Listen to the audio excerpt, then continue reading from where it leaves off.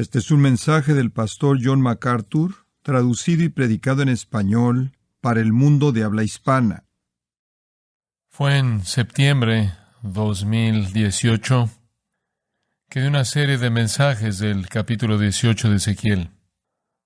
El racismo había en mi mente cruzado una línea. Toda forma de racismo, teoría crítica de raza, interseccionalidad, racismo sistémico, privilegio blanco, los oprimidos y los opresores, otros asuntos saliendo del movimiento feminista y el movimiento homosexual, habían cruzado una línea del mundo en el que la amargura y el rencor, la venganza y el odio florecen al reino. Y los líderes cristianos habían comenzado a adoptar la filosofía mundana y meterla a la iglesia y a universidades cristianas y seminarios, a denominaciones. Dije en ese entonces que esto es lo más devastador que había visto en mi vida en términos de despedazar una nación, y bien podría ser lo más devastador para despedazar a la iglesia si llegaba a cruzar esa línea al reino de la luz. Tristemente, eso sucedió. Y eso no ha hecho un daño pequeño a líderes, iglesias, relaciones, escuelas, denominaciones, y el daño está lejos de haberse terminado. Ahora es ayudado y fomentado por la estructura entera de poder de los Estados Unidos de América. Y desafortunadamente, de manera ingenua, evangélicos que no disciernen fueron aspirados en las filosofías detrás de todo este racismo y han adoptado esa causa y ha creado caos con respecto a la claridad del mensaje del Evangelio. Y siguen hablando de él como si fuera parte del Evangelio, lo cual es claro que no lo es, ni es parte del reino de los cielos, el reino de Dios. Simplemente es la última versión de filosofía humana llegando a florecer.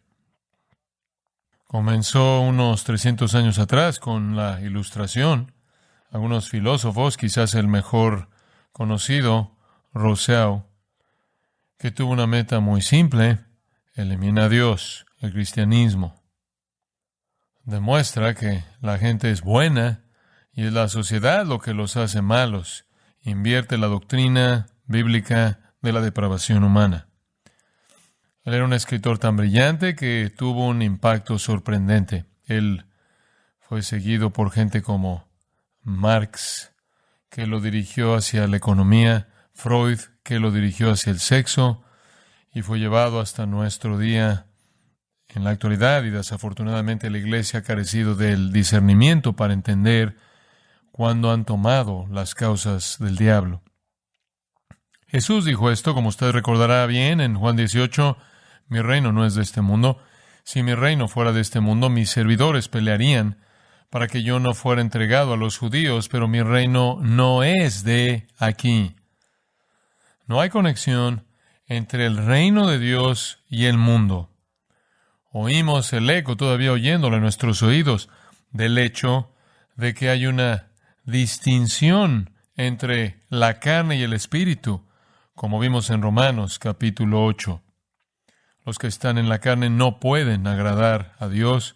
La carne, el mundo, el reino de las tinieblas, uno en lo mismo. Después Jesús dijo, como hemos señalado en Lucas 17, el reino de Dios está en medio de vosotros. El reino está aquí, porque el Rey está aquí, como hemos estado viendo. Él está aquí, vivo en su iglesia. Entonces, su reino no tiene nada que ver con este mundo. Su reino está aquí, separado del mundo. Quiero ayudarlo a entender eso esta mañana de una manera muy práctica, espero. Para comenzar, pase una conocida, incluso amada porción de la Escritura, el capítulo 16 de Mateo. Y quiero comenzar con ella. con una ilustración a expensas de nuestro apóstol favorito de saco de boxeo, Pedro. En Mateo 16:13, viniendo Jesús a la región de Cesarea de Filipo, preguntó a sus discípulos, diciendo, ¿quién dicen los hombres que es el Hijo del Hombre? Ellos dijeron, unos Juan el Bautista, otros Elías, y otros Jeremías, o alguno de los profetas. Él les dijo, ¿y vosotros quién decís que soy yo? Respondiendo Simón Pedro dijo, tú eres el Cristo, el Mesías, el Hijo del Dios viviente. Entonces le respondió Jesús, bienaventurado eres, Simón, hijo de Jonás, porque no te lo reveló carne ni sangre, sino mi Padre que está en los cielos. Y yo también te digo que tú eres Pedro, y sobre esta roca edificaré mi iglesia, y las puertas del Hades no prevalecerán contra ella. ¡Wow! El punto destacado de la vida de Pedro. Él fue un vocero para Dios. No te lo reveló carne ni sangre, sino mi Padre que está en los cielos. Acabas de hablar en nombre de Dios. Vaya al versículo 21.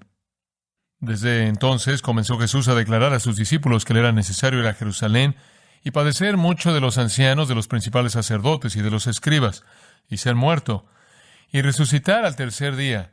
Entonces Pedro, tomándolo aparte, comenzó a reconvenirle, diciendo, Señor, ten compasión de ti, en ninguna manera esto te acontezca.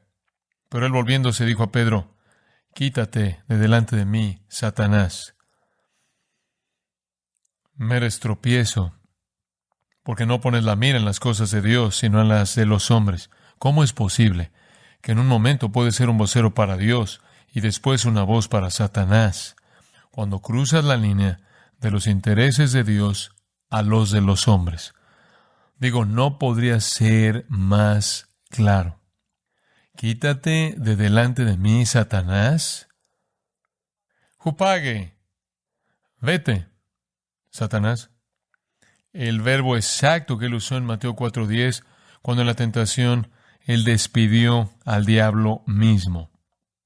Emoción fuerte, intensa, reprensión fuerte. Jesús le habla a Pedro como la voz de Satanás, exactamente de la misma manera en la que le habló a Satanás mismo.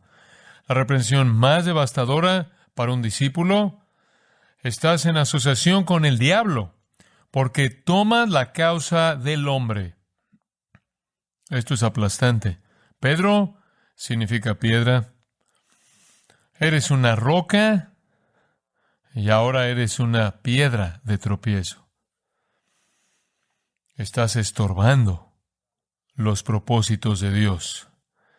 No estás poniendo tu mente en los intereses de Dios. Mismo término que usted oye en Colosenses 3, poned la mira en las cosas de arriba, no en las de la tierra. Esta es la peor reprensión, y para un discípulo amoroso que acaba de llegar al punto alto de su vida, el punto bajo debió haber sido completamente aplastante.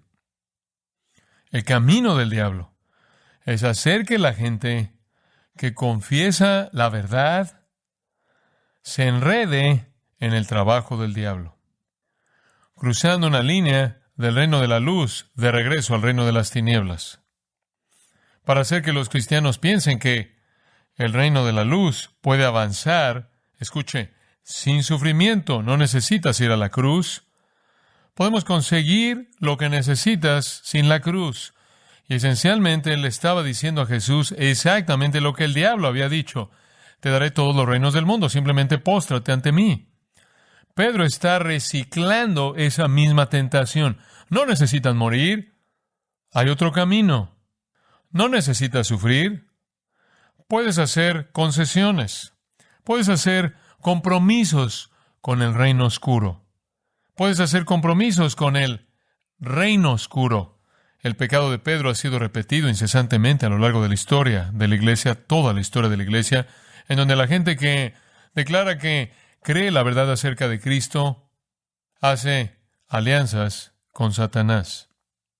Los cristianos han estado tratando de usar al mundo, las tinieblas, la carne, los espiritualmente muertos, para ayudar de alguna manera a que Jesús edifique su reino. Esencialmente han hecho tratos con el diablo. todo esfuerzo por avanzar el reino mediante una estrategia mundana es un intento por hacer la obra de Dios a la manera del diablo. Y para evitar, escuche con cuidado, el sufrimiento, para evitar el rechazo, evitar la hostilidad. Y esa es exactamente la tentación que el diablo dio y que Pedro recicló. ¿Acaso olvidamos que perdemos nuestras vidas por el Evangelio? ¿Acaso olvidamos que no hay corona sin una cruz? Esa es siempre la tentación del diablo. Oigan, vamos a extender la iglesia al tener un grupo político muy poderoso en Washington, D.C., manipulando a los políticos. Vamos a extender el reino al desarrollar de manera inteligente algunas estrategias para que la iglesia gane ciudadanos del reino de las tinieblas.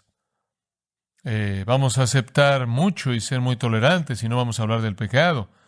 Vamos a diseñar algunos medios muy mundanos para hacerlos sentir como si esta es la vida normal. Esto va a ser como un concierto al que fueron y simplemente una plática que oyeron. Y todo esto tiene una cosa en mente: evitar el sufrimiento que viene con la confrontación del Evangelio. Y mientras que sabemos que el Evangelio son buenas noticias, el primer mensaje del Evangelio es: eres un pecador y vas camino al infierno eterno. Esta sociedad no quiere oír eso. Durante 300 años han estado construyendo una filosofía que ahora está completamente desarrollada, que dice que la gente básicamente es buena y tiene el derecho a ser quienes son. Y el hecho es que esta es la filosofía en una cápsula.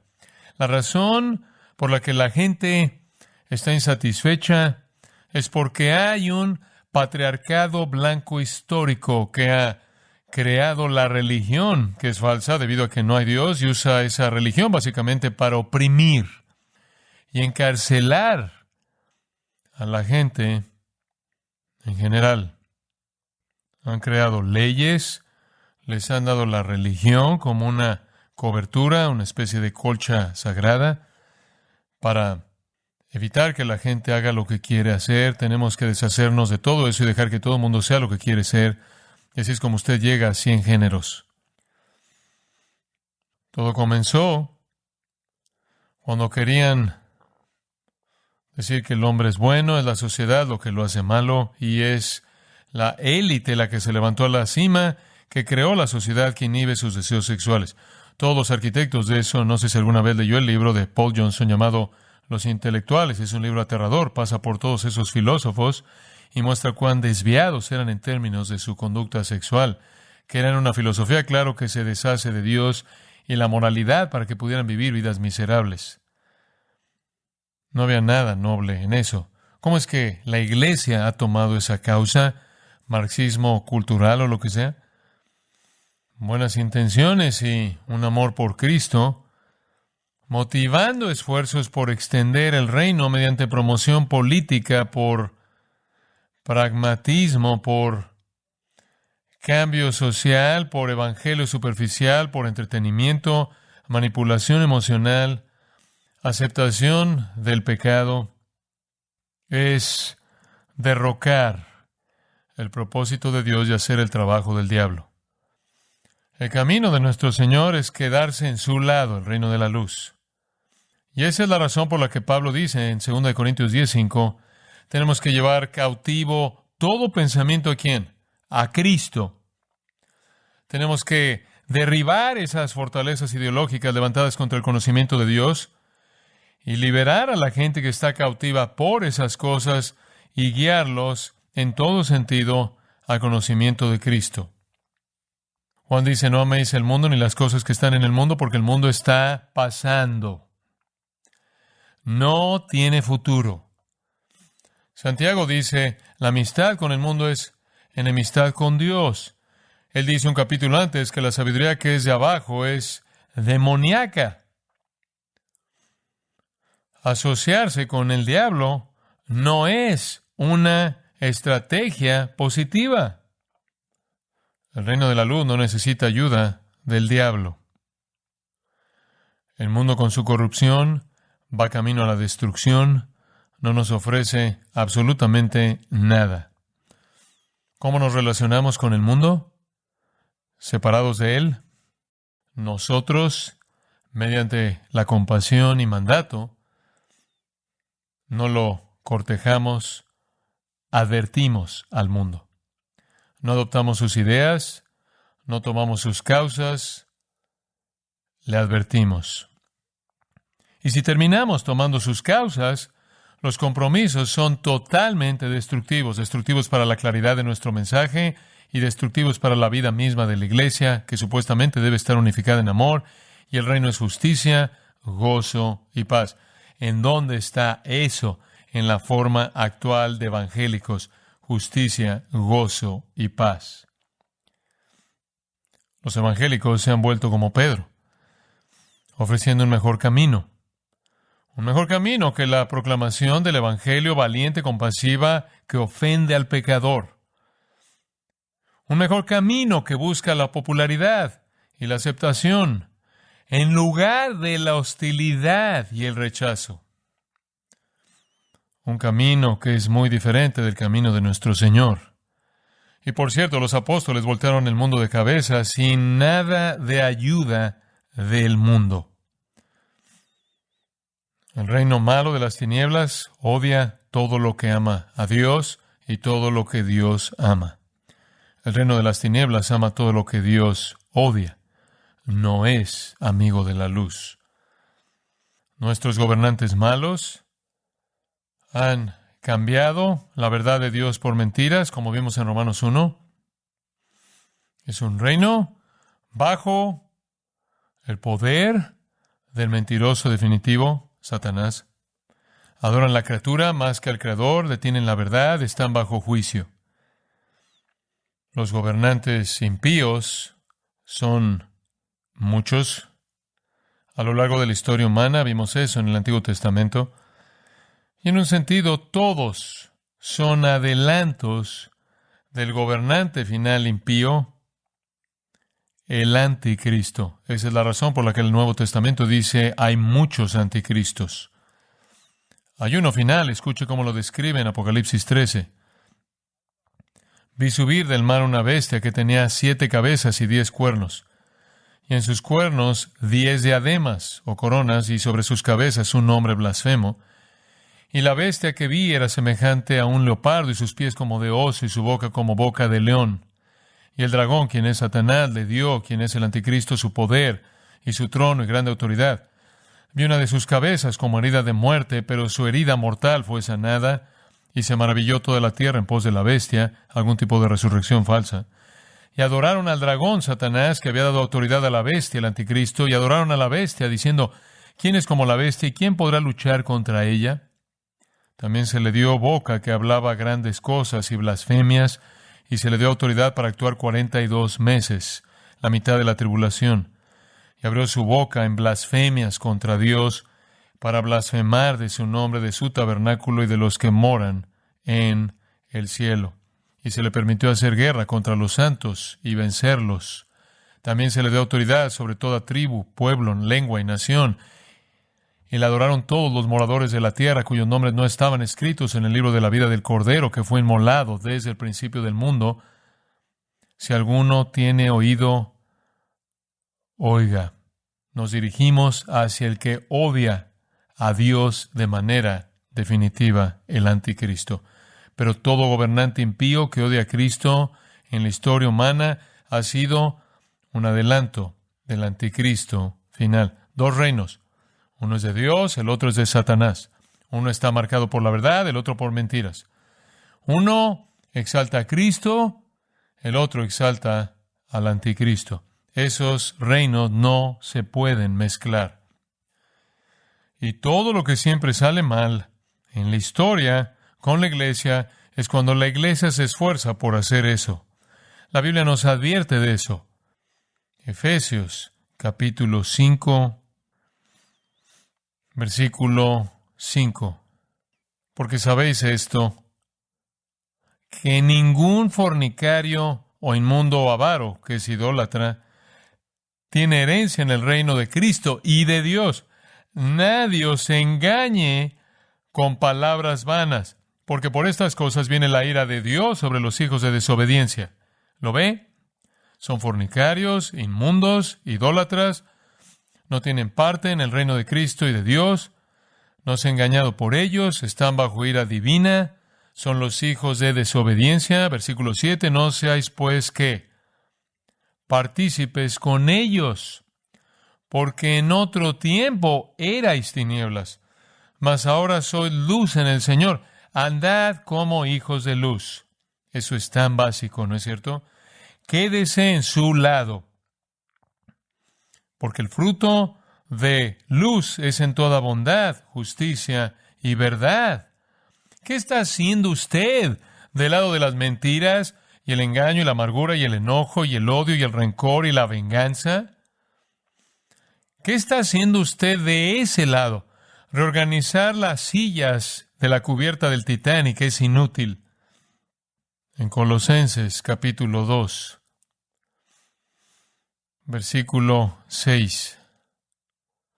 Por tanto, de la manera que habéis recibido al Señor Jesucristo, andad en Él, ande en la luz, ande en Cristo, arraigados y sobreedificados en Él y confirmados en la fe, así como habéis sido enseñados, abundando en acciones de gracias. Hombre, ¿qué caracteriza a la gente que anda en Cristo? Están abundando ¿en qué? Gratitud. ¿Acaso eso parece ser una realidad dominante en el mundo evangélico, la gratitud?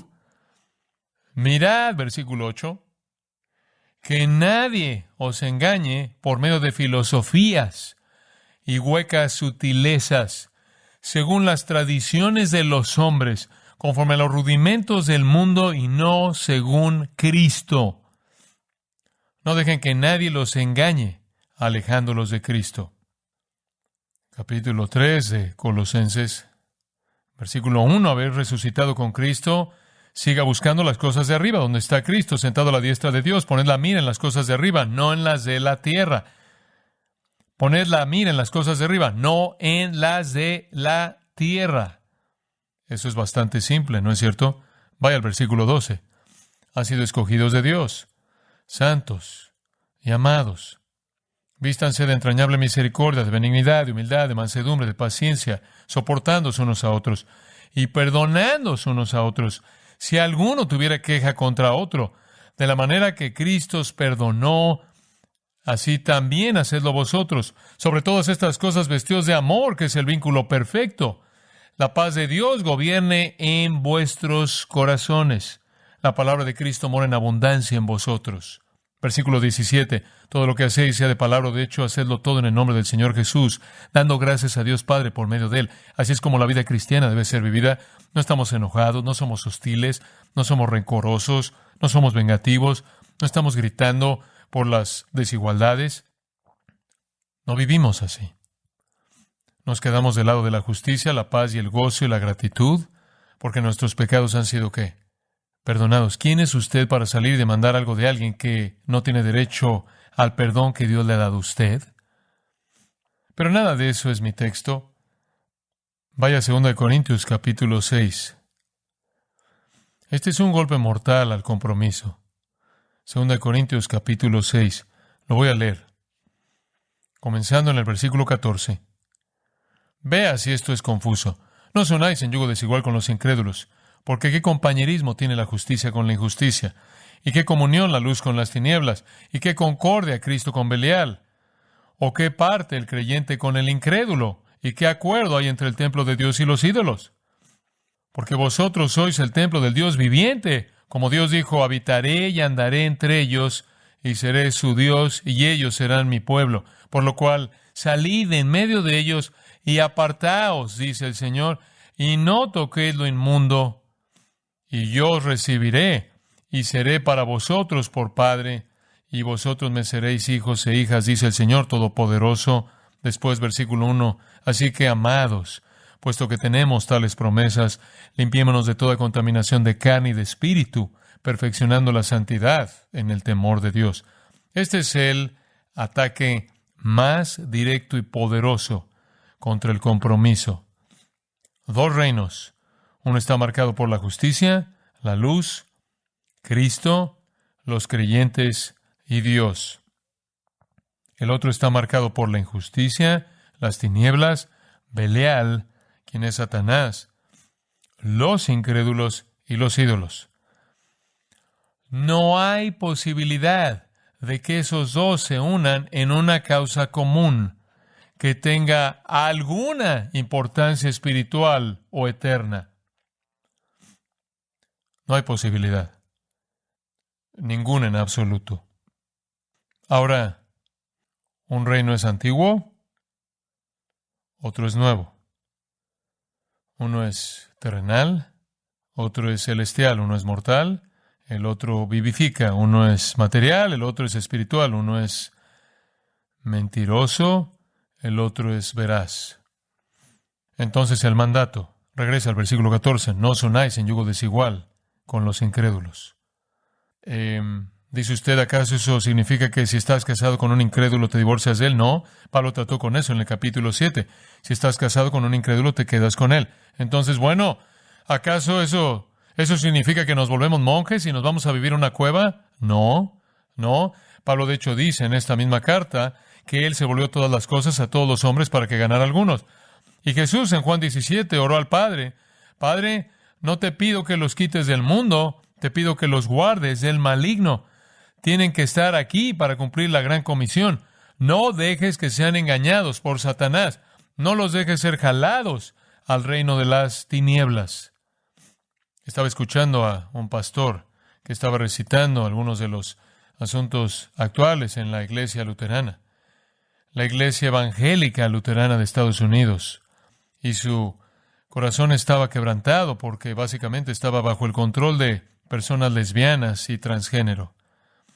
¿Cómo pasa eso? No pasa repentinamente, sucede mediante una secuencia larga de compromisos pequeños. No os unáis. Esto viene de Deuteronomio 22. Esta es una prescripción muy interesante que Dios le dio a Israel. Una muy práctica, escucha esto. Deuteronomio 22, él está hablando de todo tipo de leyes, agricultura. Él está hablando de asnos y bueyes y ropa. Y allí en el versículo 10 él dice, no ararás con buey y con asno juntamente. Eso simplemente es bastante práctico. Tratar de enganchar un asno y un buey a la misma carreta, tienen dos naturalezas diferentes, tienen dos pasos diferentes, dos temperamentos diferentes. Esa es una prohibición. No ararás con buey y con asno juntamente. No pueden funcionar juntos en un esfuerzo en común. Y eso es lo que está detrás de esta afirmación. Usted no puede traer el reino de las tinieblas y el reino de la luz juntos en alguna causa en común. Usted no puede tomar las causas del mundo y unirlas a la causa divina y el mandato del Evangelio. En Jeremías capítulo 2 hay una condenación de Israel. Dios dice esto: me he acordado de ti, de la fidelidad de tu juventud, del amor de tu desposorio, cuando andabas en pos de mí en el desierto, en tierra no sembrada. Santo era Israel a Jehová, primicias de sus nuevos frutos, todos los que le devoraban. Más bien eran culpables, y mal venía sobre ellos, dice Jehová. Oíd la palabra de Jehová, casa de Jacob y todas las familias de la casa de Israel. Así dijo Jehová, ¿qué maldad hallaron en mí vuestros padres, que se alejaron de mí? ¿Por qué se fueron? Todo era tan bueno en el comienzo. ¿Por qué se volvieron? ¿Por qué se fueron tras la vanidad y se hicieron vanos?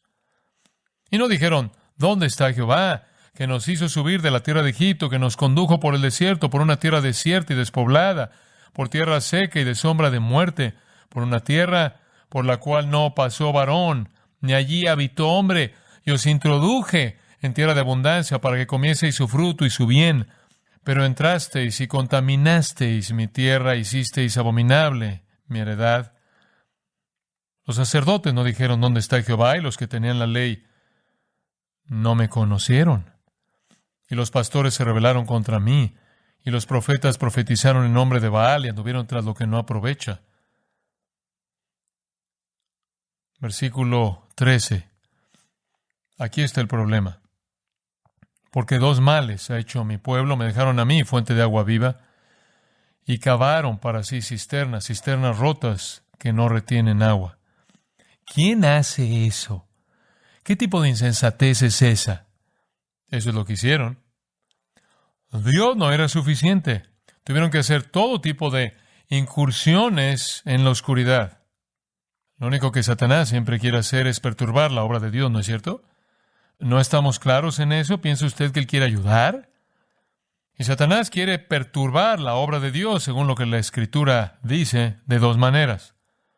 Una, al unirse a la iglesia, al sembrar cizaña entre el trigo, Mateo 13. Dos, al engañar a la iglesia para que se una al mundo. Y el pueblo de Dios constantemente se ha advertido contra eso. Escucha Romanos 16:17. Os ruego, hermanos, que os fijéis en los que causan divisiones y tropiezos en contra de la doctrina que vosotros habéis aprendido y que os apartéis de ellos. Manténganse alejados de personas divisivas que están haciendo cosas que no encajan con la doctrina bíblica. Tales personas no son esclavos de nuestro Señor Jesucristo, sino de sus propios vientres, y con suaves palabras y lisonjas engañan los corazones de los ingenuos. Porque vuestra obediencia ha venido a ser notoria a todos, así que me gozo de vosotros, pero quiero que seáis sabios para el bien, ingenuos para el mal. No se preocupen por Satanás, el Dios de paz aplastará en breve a Satanás bajo vuestros pies. No lo queremos como aliado. Y tampoco necesita temerlo. Actualmente, convertir a la iglesia en un campo de batalla racista, feminista, homosexual, al tomar las filosofías de las tinieblas, es una violación de este mandato simple.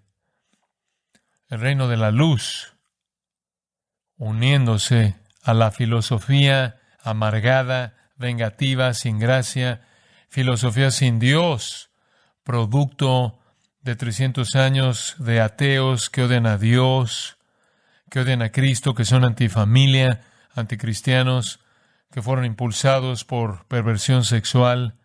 Traer el reino de la luz a alguna conexión con eso es impensable.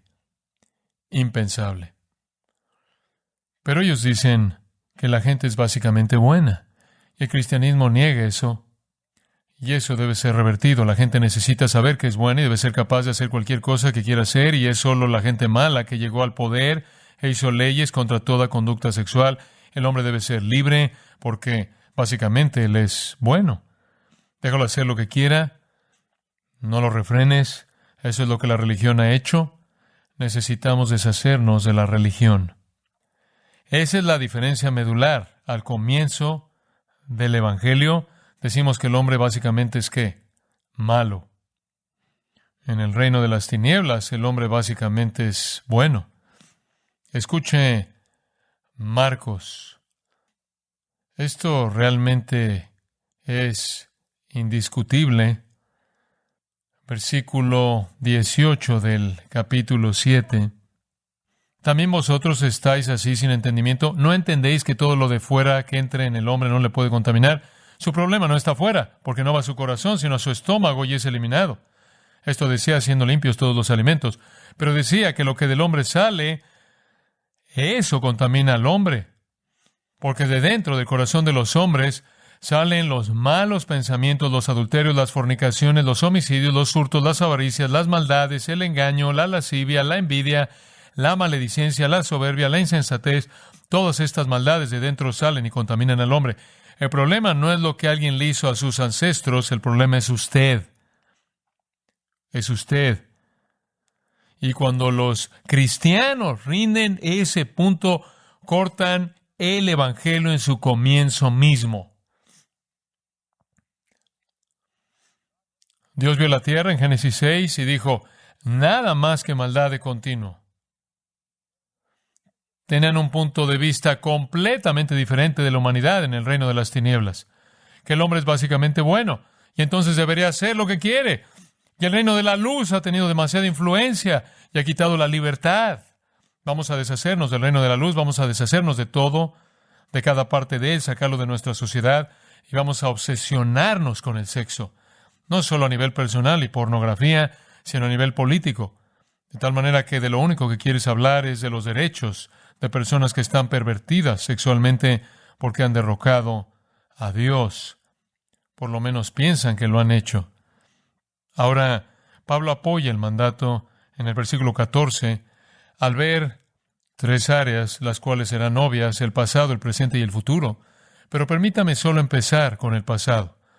El verbo mismo, unais, es extraído de ese pasaje de Deuteronomio 22:10 acerca del buey y el asno.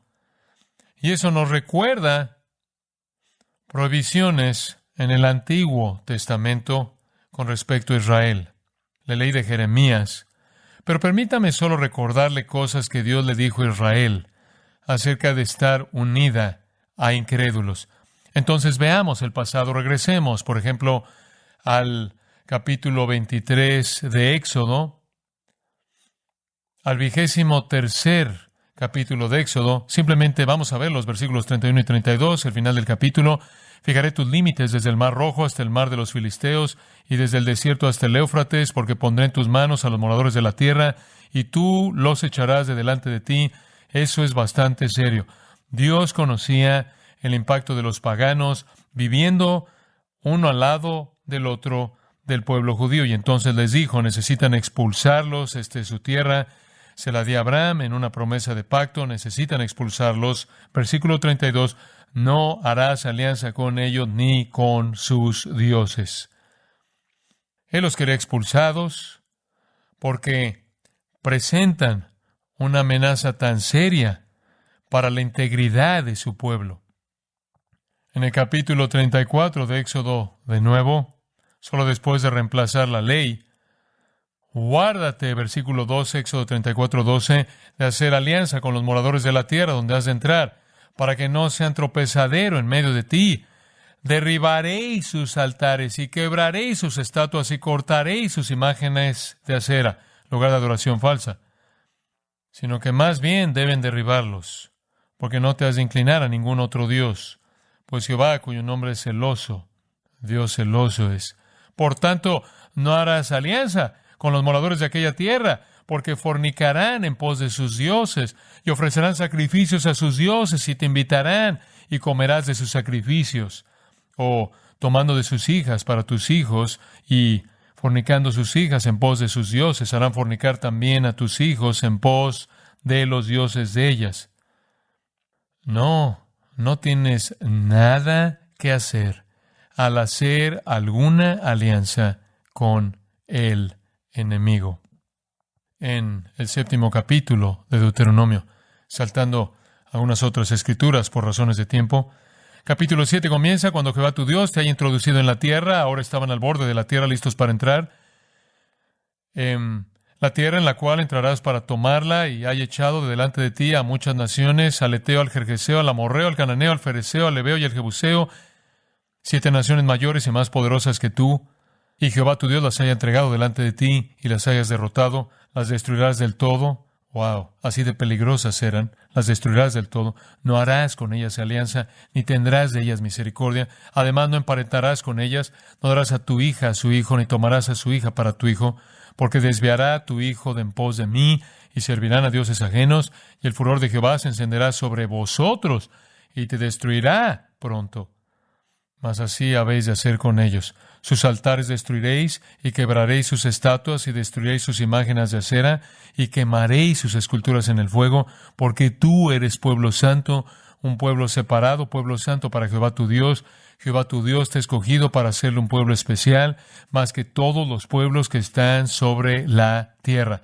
No por ser vosotros más que todos los pueblos os ha querido Jehová y os ha escogido, pues vosotros erais el más insignificante de todos los pueblos, sino por cuanto Jehová os amó y os ha sacado con mano poderosa de Egipto. No hagan alianza. Vayan a la guerra contra ellos. Elimínenlos. Isaías retoma el mismo clamor en varios lugares de su profecía.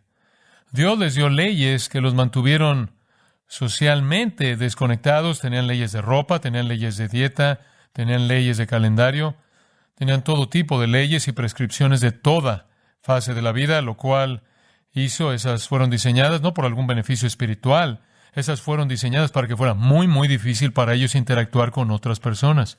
Uno de los clamores que llevó al Holocausto en Europa era el hecho de que los judíos nunca se amalgamaron, nunca se mezclaron con las otras poblaciones de personas. Y Hitler los usó como una amenaza, como si estuvieran tramando la destrucción de la gente. La gente no interactuaba con ellos y esto fue parte del legado de esa prescripción original que tenía la intención de ayudarlos a mantenerse separados de las naciones que adoraban ídolos. Entonces, no se unan, incrédulos, no es algo nuevo. Era muy claro en el pasado. ¿Qué hay acerca del presente? Bueno, vea lo que dice inmediatamente después de eso, en tiempo presente, hablándonos qué compañerismo tiene la justicia con la injusticia, y qué comunión la luz con las tinieblas, y qué concordia Cristo con Belial, o qué parte el creyente con el incrédulo, y qué acuerdo hay entre el templo de Dios y los ídolos, porque vosotros sois el templo del Dios viviente. En el tiempo presente, usted tiene estas 5 comparaciones. ¿Qué compañerismo tiene la justicia con la injusticia? Compañerismo, la palabra metoqué solo aparece aquí, pero otra forma de la palabra aparece en Lucas capítulo 5, versículo 7, hablando del negocio de Pedro de pesca. Los socios en su negocio. Otra forma de ella es usada en Hebreos para hablar de nuestra unión con Cristo. Entonces él está diciendo, no hagan una unión en común con la justicia y la injusticia. Y la injusticia es característica de los incrédulos, son injustos por definición. El conocido pasaje de Mateo, rechazando a la gente religiosa, en donde nuestro Señor dice, muchos me dirán, Señor, Señor, hicimos esto, hicimos aquello, y diré, apartados de mí, nunca os conocí, debido a sus obras injustas. No es posible que haya una asociación entre los injustos y los justos. Primera de Juan 3, versículos 4 al 7, es un texto útil para implementar esto. Todo aquel que comete pecado infringe también la ley, pues el pecado es infracción de la ley. Y sabéis que Él apareció para quitar nuestros pecados, y no hay pecado en Él. Nuestro Señor vino para quitar el pecado. El pecado es infracción o injusticia. Ustedes son justos. ¿Qué tienen que hacer con los injustos? Todo aquel que permanece en Él no peca. Todo aquel que peca no le ha visto ni le ha conocido. Hijitos, nadie os engañe. El que hace justicia es justo como Él es justo. El que practica el pecado es del diablo, porque el diablo peca desde el principio. Para esto apareció el Hijo de Dios, para deshacer las obras del diablo. En el versículo 10, él dice, los hijos de Dios y los hijos del diablo son obvios. El que no practica justicia no es de Dios, ni el que no ama a su hermano. Uno que no ama a su hermano. El odio está siendo derramado en la raza, en el mundo. No es el amor de los hijos de Dios. En segundo lugar, él dice, ¿qué comunión la luz con las tinieblas? Injusticia habló de conducta. Esto habla más de virtud. ¿Qué comunión tiene la luz con las tinieblas? ¿Qué koinonía? Luz es verdad y virtud. Tinieblas es mentiras y pecado. Los hijos de luz y los hijos de las tinieblas juntos en una causa común que supuestamente debe tener algún valor redentor. Imposible. No hay armonía posible debido a la conducta. No hay armonía posible debido a la virtud. La luz y la oscuridad se excluyen mutuamente. En tercer lugar, él dice, vayamos de la conducta a la virtud, al poder. ¿Y qué concordia? Por cierto, la palabra concordia es sinfonesis, que es sinfonía. Hay entre Cristo y Belial, el cual es un nombre del Antiguo Testamento usado una docena de veces para Satanás. En serio, esa es una afirmación muy perturbadora. ¿Qué armonía hay entre Cristo y Satanás? Ninguna. Es impensable que Satanás fuera buscado para ayudar en la causa de Cristo. No tenemos conexión en conducta o virtud o poder o medios que tiene un creyente en común con un incrédulo. Operamos por fe. Ellos operan por vista. Operamos al confiar en el poder de Dios. Ellos operan al manipular a la gente. Operamos en el Espíritu. Ellos operan en la carne. No tenemos nada en común en conducta, virtud, poder, medios y, en último lugar, identidad. Esa es una palabra grande en la actualidad, ¿no es cierto? ¿Usted inventa su propia identidad? Muy bien, aquí está la suya.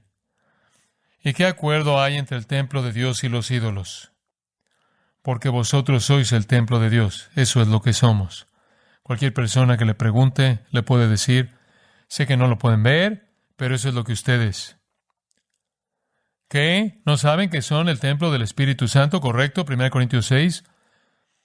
Juan 14:29. Jesús dijo, yo estoy en mi Padre, y ustedes en mí, y yo en ustedes. No vayan a un templo porque ustedes son el templo de Dios, personalmente sí y colectivamente.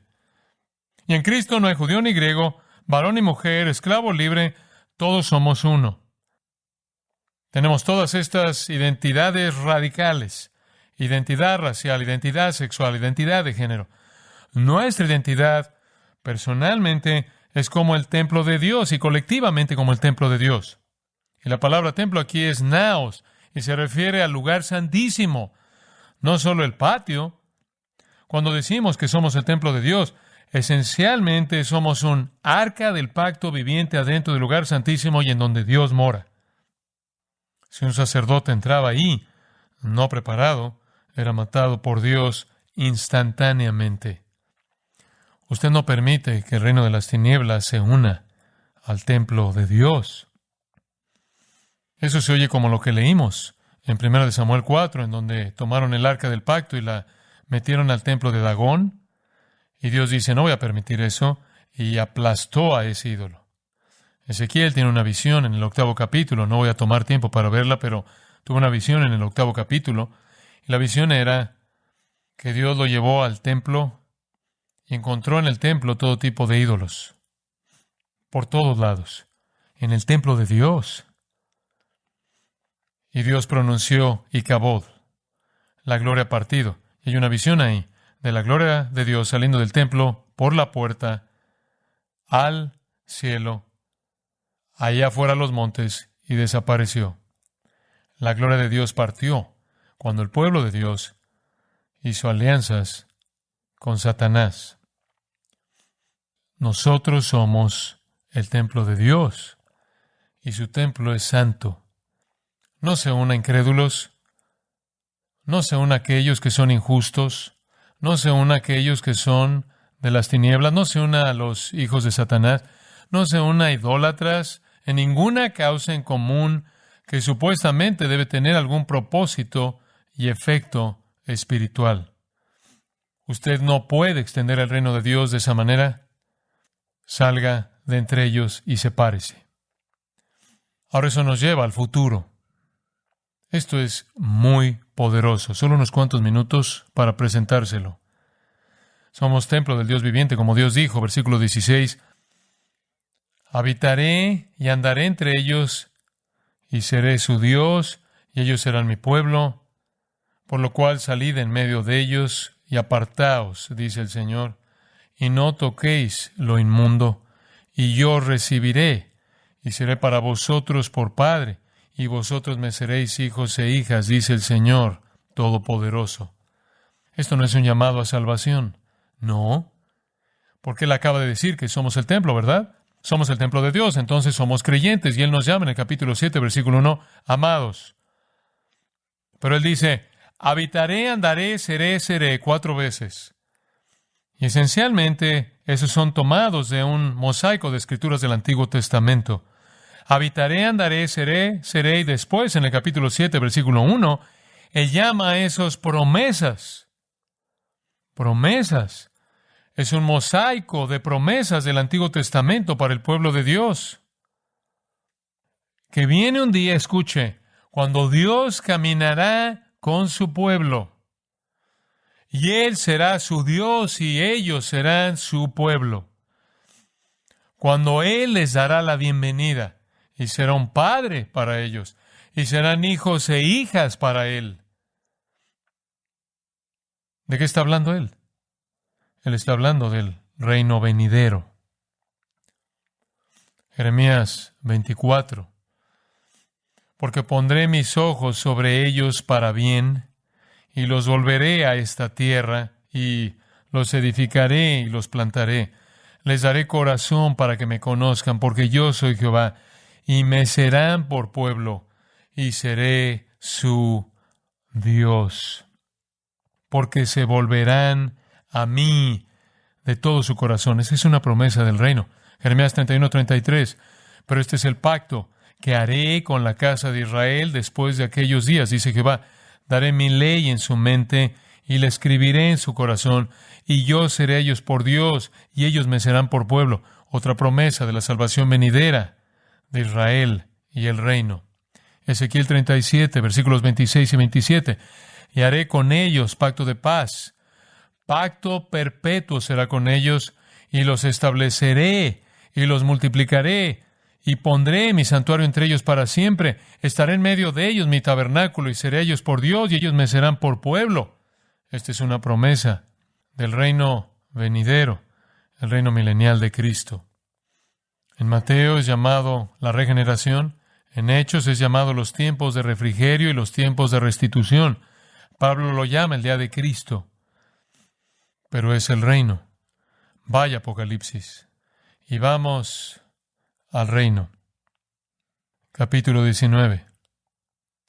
Después de esto, oí una gran voz de gran multitud en el cielo que decía: Aleluya, salvación y honra y gloria y poder son del Señor, Dios nuestro, porque sus juicios son verdaderos y justos, pues ha juzgado a la gran ramera que ha corrompido a la tierra con su fornicación y ha vengado la sangre de sus siervos de la mano de ella. Otra vez dijeron: Aleluya, y el humo de ella sube por los siglos de los siglos. Esta es la destrucción que ha sido descrita en el 17 y el 18, la destrucción del mundo, tanto su religión como su economía. Y entonces están diciendo aleluya y adorando a Dios que estaba sentado en el trono. Y salió del trono una voz que decía: alaben a nuestro Dios todos sus siervos, sus esclavos y los que le teméis, así pequeños como grandes. Y oí como la voz de una gran multitud, como el estruendo de muchas aguas, y como la voz de grandes truenos que decía: aleluya, porque el Señor nuestro Dios Todopoderoso reina. Y después en el versículo 11, entonces vi el cielo abierto, y he aquí un caballo blanco, y el que lo montaba se llamaba Fiel y Verdadero, y con justicia juzga y pelea. Sus ojos eran como llama de fuego, y había en su cabeza muchas diademas, y tenía un nombre escrito que ninguno conocía, sino él mismo. Estaba vestido de una ropa teñida en sangre, y su nombre es el Verbo de Dios. Y los ejércitos celestiales, vestidos de lino finísimo, blanco y limpio, santos y ángeles, le seguían en caballos blancos. De su boca sale una espada aguda, para herir con ella las naciones, y él la regirá con vara de hierro. Y él pisa el lagar del vino del furor y de la ira del Dios Todopoderoso, y en su vestidura y en su muslo tiene escrito este nombre: Rey de Reyes y Señor de Señores. Vaya al capítulo 20. Vi un ángel que descendía del cielo con la llave del abismo y una gran cadena en la mano, y prendió al dragón, la serpiente antigua, que es el diablo y Satanás, y lo ató por 1000 años, y lo arrojó al abismo, y lo encerró, y puso su sello sobre él para que no engañase más a las naciones hasta que fuesen cumplidos 1000 años. Esa es la duración del reino terrenal venidero de Cristo cuando regrese. Y después de esto debe ser desatado por un poco de tiempo. Y vi tronos, y se sentaron sobre ellos los que recibieron facultad de juzgar. Y vi las almas de los decapitados por causa del testimonio de Jesús y por la palabra de Dios, los que no habían adorado a la bestia ni a su imagen, y que no recibieron la marca en sus frentes ni en sus manos, y vivieron y reinaron con Cristo 1000 años. Pero los otros muertos no volvieron a vivir hasta que se cumplieron 1000 años. Esta es la primera resurrección. Bienaventurado y santo el que tiene parte en la primera resurrección. La segunda muerte no tiene potestad sobre estos, sino que serán sacerdotes de Dios y de Cristo y reinarán con Él 1000 años. Ese es el cumplimiento del reino prometido. Ahora, Regresemos a nuestro texto por tan solo un par de minutos más. Las palabras del apóstol Pablo, como dije, son tomadas de un mosaico de textos del Antiguo Testamento. No quiero cubrirlos todos, pero solo para recordarle que el reino fue prometido en el Antiguo Testamento y también fue descrito, y es muy importante saber esto. Por ejemplo, Isaías dijo que el reino será global, será mundial, y Cristo el Mesías reinaría sobre todo y todo mundo. Toda rodilla se doblará ante Yahweh, toda persona adorará, todas las naciones verán su gloria. En el reino habrá justicia y equidad perfectas, rectitud y verdad, paz perfecta, tranquilidad, no guerra, bendición económica, reinado abundante, luz del sol más larga, vida larga, seguridad, gozo. Daniel dice lo mismo. Pero Daniel también añade que Cristo vendrá para ser el Señor de ese reino. Y Zacarías dice, el Señor será rey sobre toda la tierra. En aquel día, el Señor será el único, y su nombre, el único. Esto podrían ser noticias para algunos postmilenialistas, pero no estamos trayendo el reino. Oí a un líder evangélico decir esta semana pasada que tenemos un mandato urbano de redimir a las ciudades. No encuentro eso en la Biblia. Tenemos un mandato del Evangelio para advertirles de destrucción, porque eso es lo que viene en Apocalipsis 18.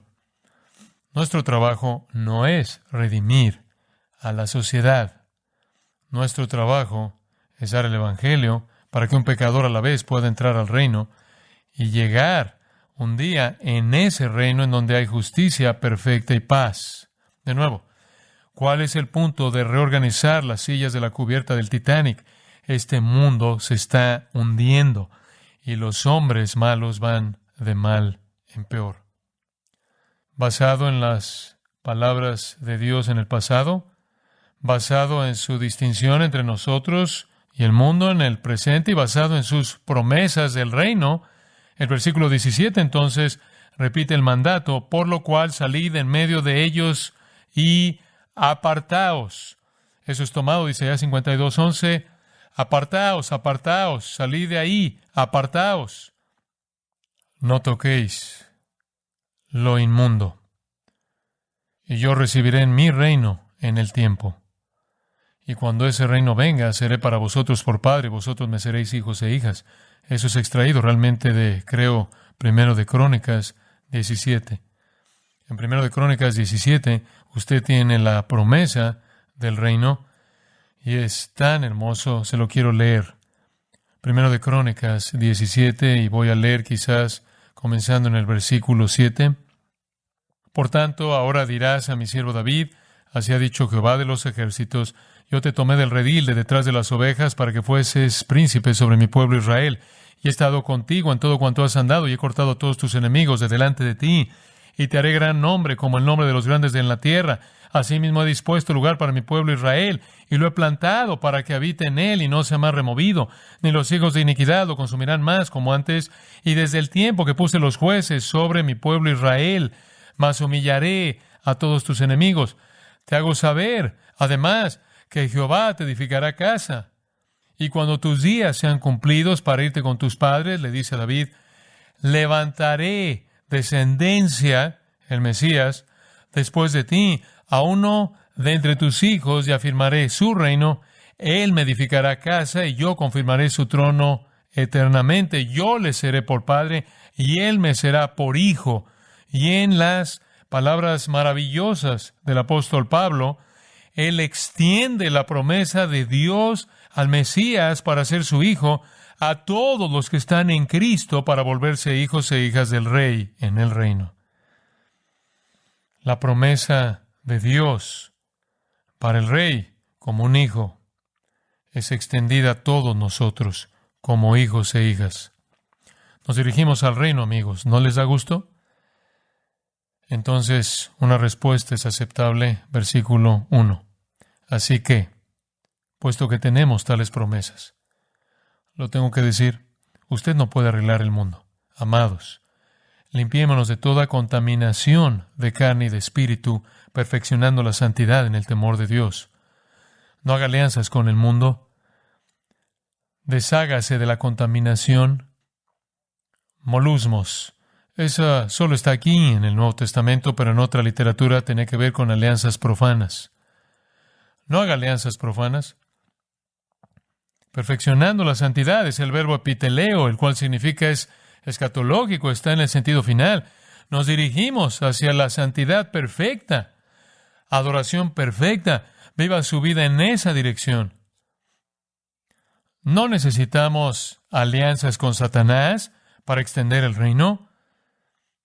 No tenemos un llamado a hacer que la gente sea más socialmente aceptable camino al infierno eterno.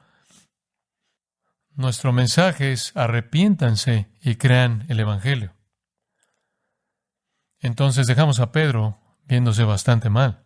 Necesitamos recuperar a Pedro. Entonces vayamos a 1 de Pedro, capítulo 1. Pedro fue fuerte al conducirse, pero Pedro también podía aprender. Capítulo 1, versículo 13, 1 de Pedro. Esta es su carta, esto es lo que quiere decirnos. Por tanto, ceñid los lomos de vuestro entendimiento, sed sobrios y esperad por completo en la gracia que se os traerá cuando Jesucristo sea manifestado. Tenga esa perspectiva futura. Muy bien. Como hijos obedientes, no os conforméis a los deseos que antes teníais, estando en vuestra ignorancia, sino como aquel que os llamó es santo, sed también vosotros santos en toda vuestra manera de vivir, porque escrito está, sed santos porque yo soy santo. Y si invocáis por Padre aquel que sin acepción de personas juzga según la obra de cada uno, conducíos en temor todo el tiempo de vuestra peregrinación, sabiendo que fuisteis rescatados de vuestra vana manera de vivir, la cual recibisteis de vuestros padres, no con cosas corruptibles como oro o plata, sino con la sangre preciosa de Cristo, como de un cordero sin mancha y sin contaminación, ya destinado desde antes de la fundación del mundo, pero manifestado en los postreros tiempos por amor de vosotros, y mediante el cual creéis en Dios, quien le resucitó de los muertos y le ha dado gloria, para que vuestra fe y esperanza sean en ¿quién? Dios. Esa es una buena palabra, Pedro.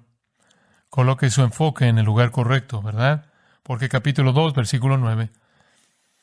Vosotros sois linaje escogido, real sacerdocio, nación santa, pueblo adquirido por Dios, para que anunciéis las virtudes de aquel que os llamó de las tinieblas a su luz admirable. Eso es lo que hacemos. No tomamos las causas del mundo que no van a nada. Entendemos que hay problemas en la vida. Nunca van a ser resueltos hasta que a nivel global el Rey llegue para arreglar todo y reina en justicia y rectitud. Mientras tanto, no podemos hacer nada en el sentido espiritual, excepto por traer el Evangelio que transforma al pecador. Vosotros que en otro tiempo no erais pueblo, pero que ahora sois el pueblo de Dios. En otro tiempo no habíais alcanzado misericordia, pero ahora habéis alcanzado misericordia. Amados, yo ruego como extranjeros y peregrinos que os abstengáis de los deseos carnales que batallan contra el alma, manteniendo buena vuestra manera de vivir entre los gentiles, para que en lo que murmuran de vosotros como de malhechores, glorifiquen a Dios en el día de la visitación al considerar vuestras buenas obras. ¿Qué es el día de la visitación? El día cuando Dios visita en juicio. El día cuando Dios visita en juicio. ¿Vive usted una vida proclamando las virtudes de aquel que lo llamó de las tinieblas a su luz? ¿Vive usted una vida de conducta buena y la gente verá esa vida? ¿Oirá esa proclamación? Y un día, cuando Dios visite, serán llevados con usted a la gloria. Por eso estamos aquí. Oremos. Padre, te agradecemos por la claridad con la que tu palabra habla. Te agradecemos porque el llamado que tenemos es inequívoco. Pedro también dijo, no sean arrastrados por el error de hombres inicuos y caigan de su firmeza. Antes bien creced en la gracia y el conocimiento de nuestro Señor y Salvador Jesucristo, el